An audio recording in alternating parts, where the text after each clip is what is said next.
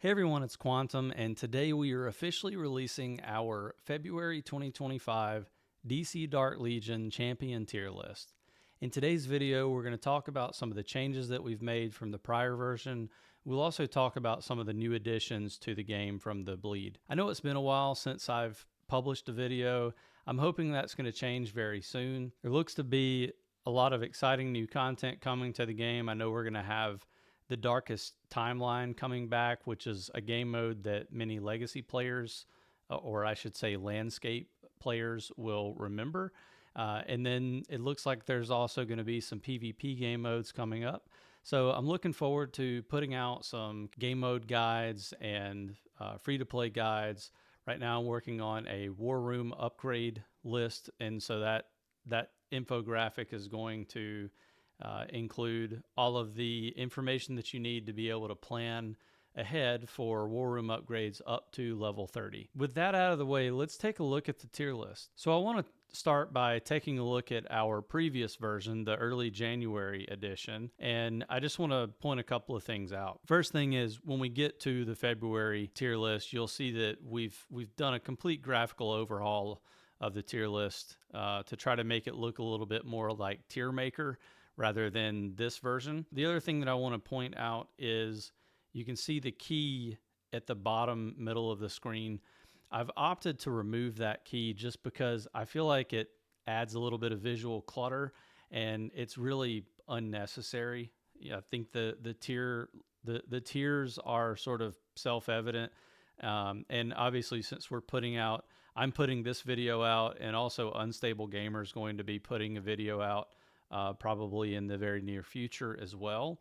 So between those two videos, you're going to have plenty of information to kind of tell you why we put characters in different tiers and what those tiers mean. But without further ado, let's take a look at the February 2025 tier list. Now, as with the January edition of the tier list, we're basing these rankings on an assumption of 5 white stars on the character. So this is sort of our way of trying to rank the characters on an even playing field, so to speak. In a lot of instances, characters are very reliant on having their skills unlocked. There are a few characters like Cyborg, for example, and probably even Dr. Fate, where you don't really need a lot of their additional skills unlocked for them to be effective early on. Obviously, you probably need them later, but for the most part, these characters aren't really going to do what their kits intend for them to do or what the developers intended for them to do until you have them unlocked at 5 white stars. So that's what we're basing this on, and we're probably going to have people who disagree with us on some of these rankings, and in some cases, it's because you just don't have the character built up well.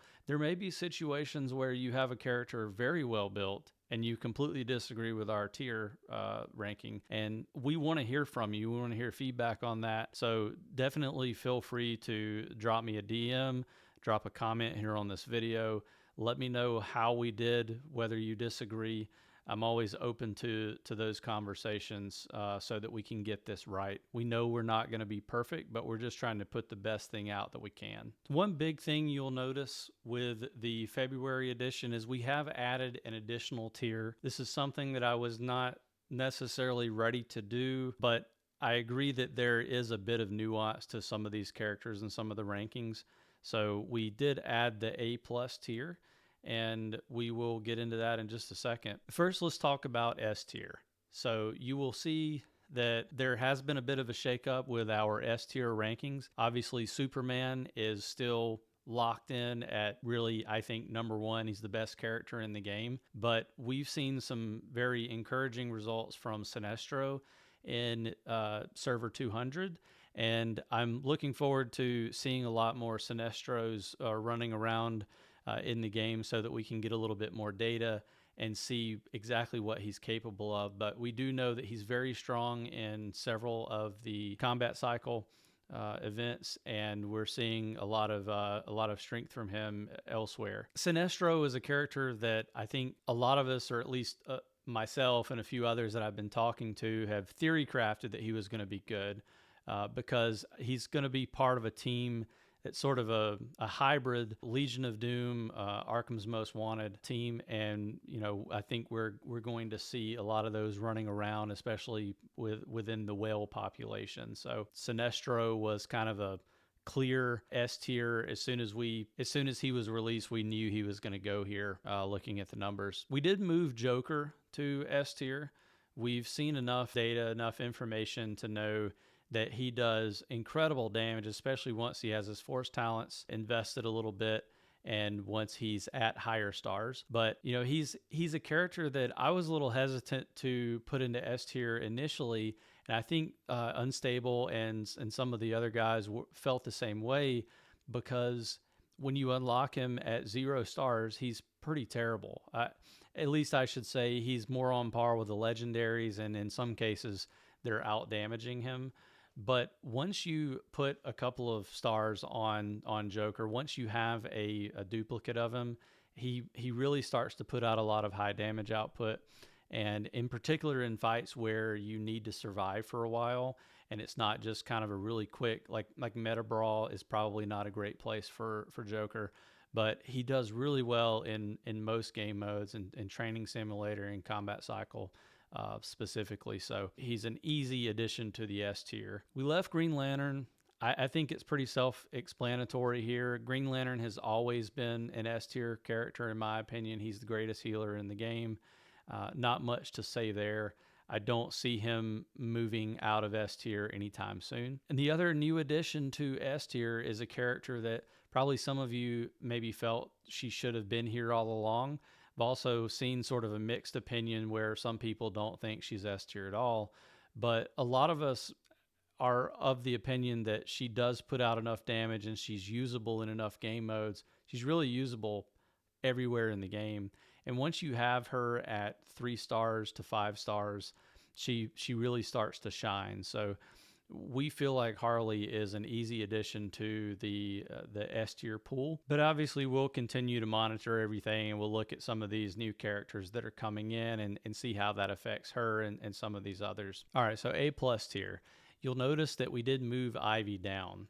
Now, I've always been a big fan of Ivy, and I think this is a questionable move, but I also believe that she does suffer from a bit of an identity crisis where she's a fairly proficient healer and she's also a fairly proficient damage dealer, but she doesn't excel at either one of them, at least not at sort of lower stars, white stars, blue stars.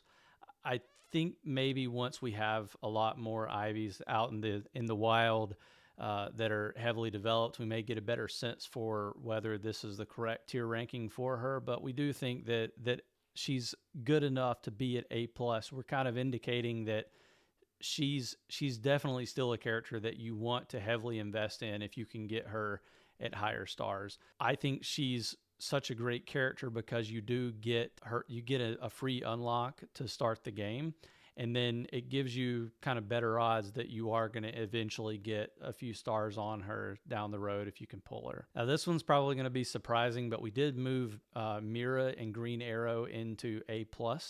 These are characters that are legendaries, and I've talked about them in one of my previous videos, but they're really incredible characters for what they are. You're given these characters for free to start the game, and it's fairly easy to acquire additional stars on them. So they're definitely characters that I would heavily recommend that you invest a decent amount of force into. It's not going to be a bad idea to go ahead and max out their first tier of force and potentially go into the second tier without feeling bad about it and beyond realistically. Mira is an incredible healer.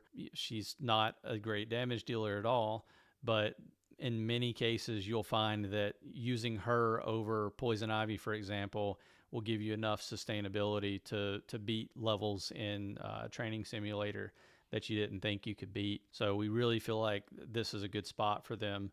We had discussed maybe adding Wonder Woman to A+ tier, and I will tell you, probably one of the more contentious discussions that we had was whether or not Scarecrow should go into A plus. We did decide to leave Scarecrow in A, and we'll talk about that in a moment. So Scarecrow was probably one of the more contentious rankings that we had. It was not a unanimous decision. A couple of us really wanted to push him a tier higher, and a couple of others that were a little bit hesitant to rank Scarecrow. Some of us don't have him built really well because we're all on server 204. But just from a sort of a theory crafting perspective, and also from talking to people who do have Scarecrow built fairly well, I feel like he's going to trend higher. I definitely think if you had him at sort of a low A or a mid A, he's definitely a high A tier character now, and I think he's probably more of an A plus. But we really need to see more teams built up that have Lex Luthor, Deathstroke, and Sinestro, now that Sinestro is being released on some of the newer servers. I think that sort of hybrid that I mentioned, where it's Legion of Doom and Arkham's Most Wanted, I think that's going to be a really important team moving into the future. Deathstroke is a sort of new addition. He was released in the Bleed a few weeks ago, and we decided to debut Deathstroke as A tier. Some people will probably argue that he should be higher. He is an incredibly proficient damage dealer, on par with Superman and Sinestro and Joker. We just feel that he's kind of one of those glass cannon characters that does have a few weaknesses in his kit. I think the biggest issue with Deathstroke is he requires very high investment. So a 5 white star Deathstroke is great, especially if you have him with the right team synergies, but he's going to need a lot more stars in order for you to really see return on your investment. A couple other big changes in this section. You will see that Dr. Fate and Cyborg have moved down from S tier to A tier. We still feel like these are incredibly good characters to invest in if you're able to unlock them in your playthrough. But we also feel like over time, they're kind of characters that you may end up moving away from, or really that they have a very specific niche that they're going to feel. I think that Dr. Fate in a Justice League Dark lineup is potentially A plus tier or S tier. We're just going to have to see what that looks like once Zatanna and Constantine are released into the game. So be on the lookout for some changes there. Cyborg, he's great without any stars, which is one of the reasons why we had him in S tier previously. But I've also found that sometimes he kind of gets left behind because other characters are needed for whatever team you're building. The other two big changes here are we have actually moved Batman from B tier to A tier, which I think is a very positive change in the game. We've seen some changes to his kit that have made him much more survivable, which I think is one of the complaints that people had, especially for a character that you can buy in the game. He was very weak. I mean, he was bordering on C tier, let's be honest. But now he is a real asset, and it almost, I don't really tell people to spend too much, but if you're someone who does spend, you're actually going to get a little bit of value out of those Batman packs. The other character that we brought up a tier is Raven. I think Raven might actually be even better than A tier, depending on the lineup that you have. But she's proven to be incredibly efficient or proficient in Meta Brawl. And there are other situations where she can really bail your team out as well with a couple of her abilities. So also healing is just hard to come by in the game. So if you have Raven unlocked and you have a couple of stars on her, she's definitely worth investing in. So B tier, not much has changed. We've got a couple of things to talk about here. Obviously, we moved Raven and Batman up from B tier to A tier. We also dropped Deadshot down to C tier. As far as these B tier characters go, these are characters that if you have them unlocked and you have stars on them and you have a fairly new roster, it might be worth investing in these characters, at least for a little while. I put a little bit of force into them, not too much. But you really only want to do that if you have to. They're characters that in certain situations, like I think Robin is probably a good example of a character that may be closer to that A tier ranking depending on how you use them and how much you have invested in him, how many stars you have. Penguin, probably the same thing. I have found some uses for Penguin in combat cycle in a couple of cases. And, you know, Flash, again, another character where there are some edge case uses. These aren't completely useless characters. I've talked about Killer Croc before. I think he's a good tank early game. Probably not something you want to put too much into. You know, Vixen and Red Hood, they're sort of like the last two out. They're kind of the bench characters for if you want to put together a top 5 legendaries team. I actually have a video for that. Killer Croc is kind of like the number 5 on that, but you know, Red Hood and Vixen do have their you know, uses. In some situations you can use Vixen on a Birds of Prey team to kind of ramp up damage and help with survivability. And Red Hood is decent for some AoE situations you might find yourself in. So definitely characters here that you can work with. All right, so last but not least, well, maybe least, we have C tier. And there is at least one ranking here that I think might be a little bit contentious. It's definitely one that I disagreed with, and it's one that I'm going to be monitoring for a while, and maybe we can just save that one for last. But you'll see a lot of characters in here that unfortunately they just don't have good kit design, or there's a character that's easier to invest in, easier to obtain, that does kind of the same job. And so for those reasons, we've relegated a lot of these characters into C tier, because even if you have them unlocked, even if you have a few stars on them, you're probably going to find better characters out there. Now, some of these characters do have their uses, and they're sort of borderline B tier, especially depending on the team composition that you have. You can probably get decent use out of them. And I would say characters like Bane and potentially Shazam might fit that bill. Captain Cold with a Legion of Doom team might see some play, but unfortunately, in a lot of these cases, their ultimate, like Captain Cold's ultimate, is I think broken still. And really, I just think you could probably find a better 5th character for a Legion of Doom setup, or just only run like a 3 set bonus for your Legion of Doom team and not even worry with trying to use Captain Cold. So quite unfortunate. Deadshot is a character that I would say he has a decent kit on paper, and maybe if you had him at blue stars or purple stars, he might be worth using right now. But the issue is it's a lot easier to get Green Arrow, and Green Arrow has an incredible single target damage kit.